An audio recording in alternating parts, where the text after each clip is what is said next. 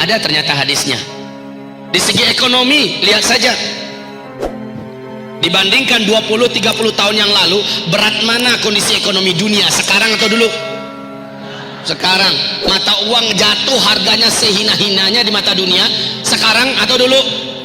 Sekarang. Itu segi ekonomi, Pak. Saat itu kaum muslimin, tidak ada negara dan negeri-negeri di muka bumi yang tidak chaos. Negara yang mampu bertahan adalah negara yang punya stok emas yang cukup. Ini rahasia kenapa Cina hari ini gila-gilaan mengumpulkan emas, memborong emas, beli emas, atau dengan cara apapun pokoknya bisa mengumpulkan emas sebanyak-banyaknya. Amerika melakukan hal yang sama. Makanya Amerika ngerampok kemana-mana.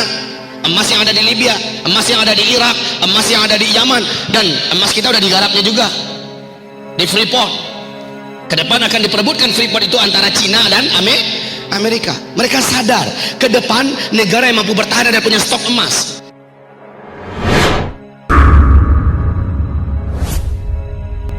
Kaum muslimin, kita sedang ada di fase kekosongan khilafah Islamiyah saat ini di muka bumi. Islam sedang tidak memimpin dunia. Ini fase kita, fase kediktatoran. Pada fase ini Islam betul-betul luar biasa diperangi, dihina, diserang, diinjak-injak. Kaum muslimin tidak ada harga diri pada fase keempat ini. Tidak ada kehormatan bagi umat Islam, dan tidak ada harga nyawa untuk orang Islam. Kalau satu orang Yahudi mati, gempar seluruh dunia memberitakan dan memberikan respon. Tapi ketika ratusan, ribuan, bahkan jutaan umat Islam dibantai, semua pada diam dan bungkam, seolah yang mati adalah tikus atau nyamuk. Ini fase keempat, fase kita sekarang. Pada fase keempat ini kaum muslimin, ciri khasnya tidak ada khilafah Islamiyah. Ini fase keempat. Pada fase keempat ini kaum muslimin, Islam dan kaum muslimin senantiasa diperangi, difitnah. Pada fase keempat ini, memegang dan mengamalkan Islam melawan arus. Makanya kata Nabi, orang yang benar-benar berislam di akhir zaman akan menjadi orang asing walaupun di negerinya sendiri, dianak tirikan walaupun di negerinya sendiri, walaupun dia mayoritas. Fase keempat, fase di mana orang-orang diuji dengan keimanan mereka. Pada fase ini kata Nabi, akan banyak umatnya yang berguguran imannya. Apalagi ketika Dajjal keluar. Paginya beriman, siang Dajjal keluar, sorenya dia sudah kafir kepada Allah. Sore dia beriman, malamnya Dajjal sampai ke kotanya, besok pagi dia sudah kafir kepada Allah. Pada fase ini banyak sekali umat Islam di muka bumi yang kehilangan iman, padahal dia merasa dirinya masih muslim. Banyak faktor-faktor yang dipaksakan, lalu ada orang-orang Islam yang tidak sabar, dia gugur dalam faktor tersebut, lalu dia menjadi murtad. Pada fase ini kata Nabi, demi jabatan, demi duit, demi dunia, orang rela menginjak-injak agamanya, membuang agamanya, dan menjadikan dunia sebagai tujuan dan cita-citanya. Pada fase keempat ini akan banyak terjadi di muka bumi kata Rasulullah, keributan, kekacauan,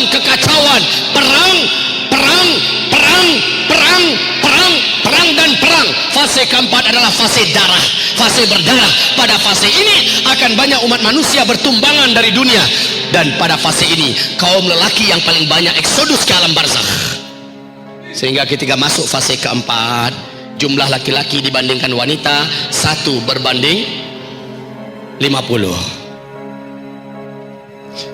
1 berbanding 50. Pada kemana kaum laki-laki? Banyak habis pada fase-fase penghujung dari fase keempat ini. La ilaha illallah. Maka para pemuda, saya dan antum semua akan menjadi pemain akhir zaman. Jangan jadi penonton, kita akan menjadi pemain akhir zaman. Kita akan menjadi lakon yang mempunyai peranan. Kita wajib sekarang ini berlomba-lomba mempersiapkan diri, mencari apa yang terbaik buat memperberat amalan, timbangan amalan masing-masing pada hari kiamat. Waktu kita sudah tidak tersedia banyak, maka jangan disia-siakan. Pada masa ini yang paling jelas saya sebutkan, pada masa ini kita menyaksikan tanda bahwa kini kita sudah mendekati akhir zaman yang disebut bahwa kitalah yang dimaksud dengan generasi akhir zaman. Buktinya apa? Rasul mengatakan, apabila kalian menyaksikan, kan pernah Rasulullah bawa Muaz bin Jabal. Rasulullah bawa Muaz jalan-jalan ke Tabuk. Kemudian pas sampai di Tabuk, apa kata Rasul? Hai Muaz, kamu lihat nanti, Tidak akan terjadi kiamat sampai daerah ini dituruni salju. Kalau salju sudah turun, maka dekat sekali kejadian kiamat itu dengan kamu. Ini pesan Rasulullah kepada Muaz. Baik, kaum muslimin, sekarang sejak 2011 Tabuk sudah resmi dibungkus salju. Di awali 2009 sudah ada percikan-percikan sedikit salju turun. 2010 agak lebih tebal.